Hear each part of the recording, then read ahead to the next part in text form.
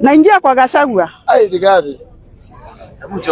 Kama kuna wale walisikiza interview ya Gachagua jana, kuna maneno alitoa very sensitive. Na ninaomba DCI Gachagua andike statement. Gachagua alisema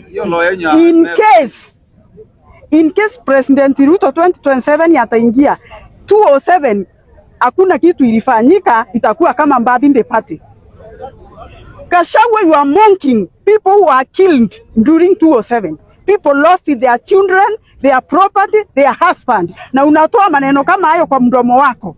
Wewe umesahau right now historia yako ya Molo vile ulifanya. Wewe umesahau ulikuwa unataka kumblackmail President Ruto na manjenzi wakatoka kwa barabara, watoto wa wenyewe wakauawa. You are supposed to be responsible of those children. Hayo maneno ulisema jana. Na hiyo chama yake kama hamjui vizuri vile inaitwa. Ukiona mtu anakufanyia hivi, anakuambia jichune sikio. Ongea It is a warning. Gachagua Kenyans anawaambia anawawani msimfuate, na nyinyi mnafikiria eti anawaambia sikiza ground. Sikiza ground sio hivyo.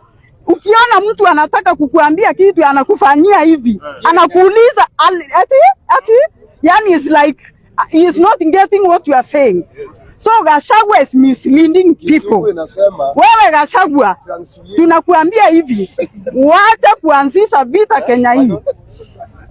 Kenya ni zaidi ya wewe mwenyewe. Kenya ni zaidi ya wewe mwenyewe. Asante sana mama. Mchungane na Gachagua sana.